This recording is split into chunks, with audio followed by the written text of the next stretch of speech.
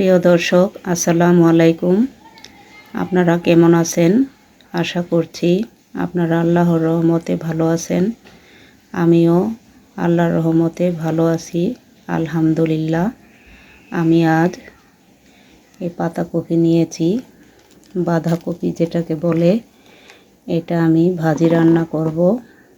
2টা আলু নিয়েছি। দেখুন, আলুটা এখানে একটু সবুজ সবুজ দেখা যাচ্ছে। এই সবুজ আলুটাকে আমি একটু কেটে ফেলে দিব।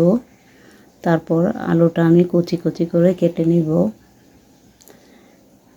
এখন আমি এই কপিটাকে ভালোভাবে কুচি কুচি করে কেটে নিচ্ছি। দেখুন, আমি চুলায় একটি পাতিল বসিয়ে দিয়েছি। এখানে আমি কপি আর আলুটা কুচি কুচি করে কেটে নিয়েছি।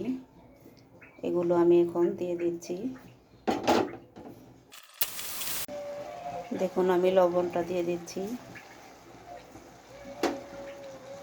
এখন আমি ঢাকনাটা লাগিয়ে সিদ্ধ করে নিব। আমি ভাজিটা এখন উল্টে দিচ্ছি। দেখুন,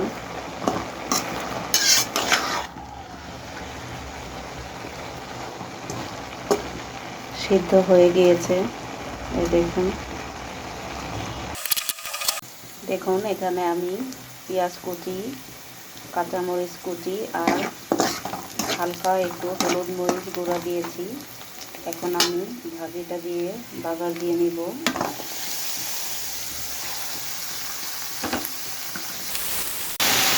দেখুন, আমার ভাজিটা হয়ে গিয়েছে। এখন আমি ধনিয়া পাতা দিয়ে দিচ্ছি।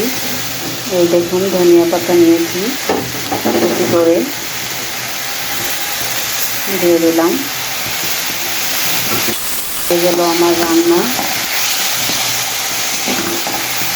যে ভাই বোনরা আমার চ্যানেলটাকে সাবস্ক্রাইব করেছেন তাদেরকে জানাই হাজারো শুভেচ্ছা ও অভিনন্দন।